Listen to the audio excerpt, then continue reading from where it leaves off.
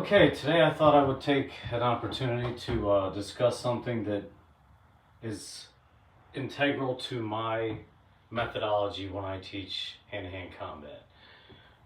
This is the type of deep dive stuff that we spend time with on Patreon, and we routinely use these type of tactics and techniques to do deep dives into the material so that we can understand them from a deeper perspective. Okay, so what we're going to deal with today is combining techniques from Baji, Bagua, Liuhe, and Chen's Taiji in order to perfect a core central motion that is absolutely essential to explosive force. Now there's a myriad of these, and I'm only going to be able to cover one aspect today. There's a lot more on the Patreon channel. Okay, so what we're looking at is there's a motion that everybody has seen in Taiji.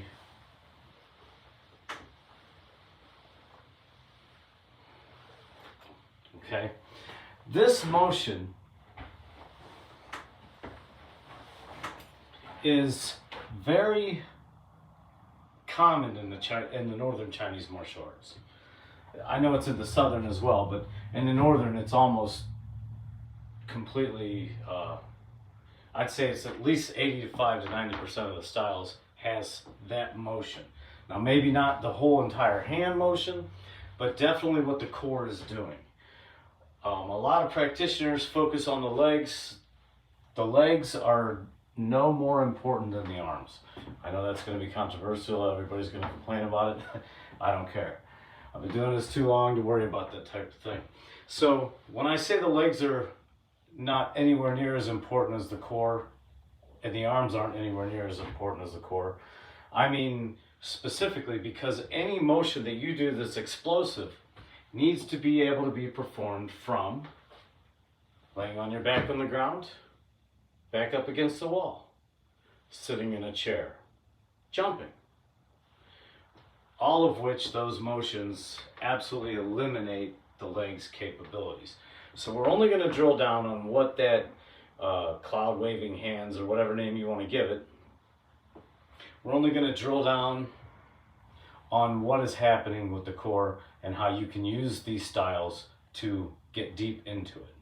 Okay, so I'll show you each, and actually I didn't write down Bagua, but that's also going to be used today. I'll show you each, and anyway, I consider Baji and Bagua the same. But I'll show you each technique in the different styles, and the different thought process that can come from drilling down on that style's movement. And then you use all of them as a force multiplier, and you come up with a result, okay? And that is explosive force, and it goes across the whole continuum of the northern martial arts styles. So there's no better style. Each one is going to show us something that gives us insight. Okay, so first off, I use the Chen's cannon fist version, and I'm just going to do a couple. And this is from the bodyguard. Duitsa was taught by his bodyguard, who was in the Chen family, and that's our master's lineage.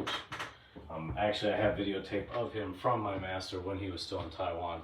If I ever get permission to release it, I will.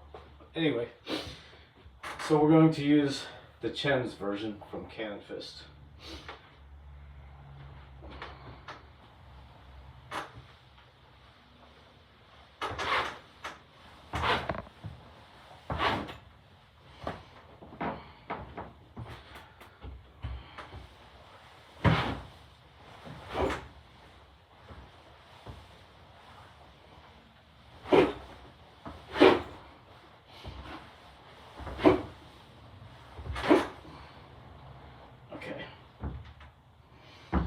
And that's just right before the here.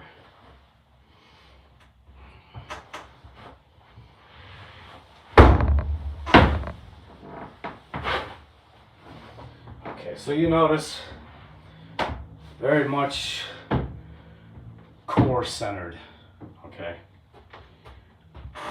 But the thing that's not very apparent right off the bat, and of course some of you that are experts, and especially my Kung Fu cousins, brothers, and uncles that might watch this, they all already know this, but we're going to bridge it for those that don't and show how this energy can be multiplied. Okay, so I'm going to use a Bagua version, which is out of Bagua 1. Now the difference here is you're going to be forced to use a winged motion, the whole arm.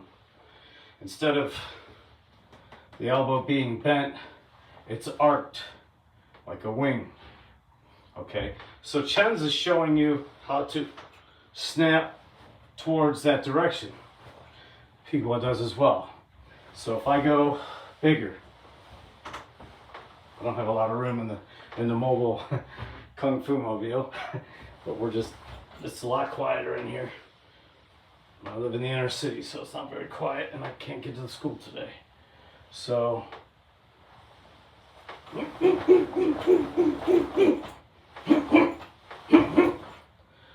okay, Bagua is showing you a lot of the same thing. The only difference is the Bagua is more of a whipping action. Okay, so now you've got Chen's, which is showing you how to turn the core and ram into things, okay? Bagua is showing you how to multiply that with whipping force, which comes from the specific Bagua Jing that is exactly centripetal force. In order to get that centripetal force, your arms must be completely loose and must be allowed to go where the body whips them. Okay? In Bagua, we have it here.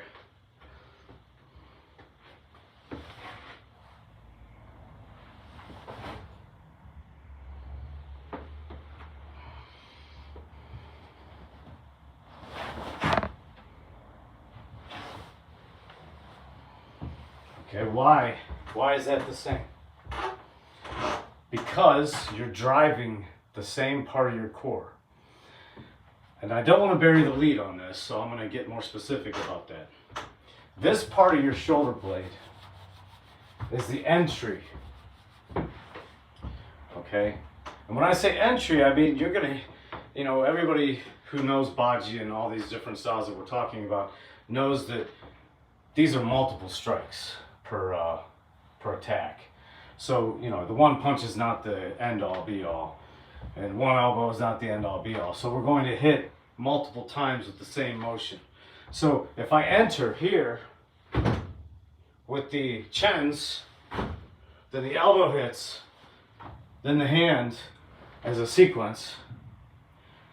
In Bagua, same thing. The only difference is the arms are whipping. So your arms are going a lot faster than they would be in Chen's. And in Bagua, if I'm being attacked, and this is one of my favorite applications for that technique that I just did, it's perfect for getting out of somebody trying to get a hold of your neck or mount you on the back for a choke out or even breaking your neck or your esophagus. Upon contact, if you in between their legs with the foot, over top with the arm, they're going to move really, really fast. And especially, well, it doesn't really matter what side. If their arm's around you like this, you're going to pitch their arm and also be able to strike it twice. But in the same way, the entry is that shoulder blade. Now, I'm not getting deep into all of it. Obviously, there's other things that are hitting, your hip, your feet, your knees, all that is part of it. Your head, everything that gets in close contact with the perpetrator or the person that's trying to harm you is used. So we won't get into those specifics today. We don't have time for that. Now I promised Liahe. Okay, Liahe is going to be a different arc. So these circles that we're talking about, whether they're going like this or like this or like this They're all going to be used the same way. And each style is going to multiply your capability. And this is one of the reasons why I believe Grandmaster Liu loved these styles specifically, because they really build speed and extreme power and velocity and aggressiveness, which is very important when you're dealing with saving lives or trying to protect your own. So in Liu in the form Shuangfeng, they have it's a little bit more. You know, I've seen guys do it like this, but the guys that my master and the guys that use this a lot as a foundation for their fighting, this becomes this. Now it's not perfectly straight, it's more here, because these are opening up. So you got striking capabilities as well as clearing capabilities. So you're going to be able to clear, and as you get in, you're going to start striking. And as you can well see, I don't need to actually say it, but the areas that you're going to be striking are going to be vulnerable, we'll put it that way. And those can get a lot faster than that. So that was just a small demonstration of how quick it could get. But the point being that you're getting the same whipping technique from the Bagua. The difference in the Liu and the Bagua's whipping is going to be the stances, okay? You don't need stances in Liu.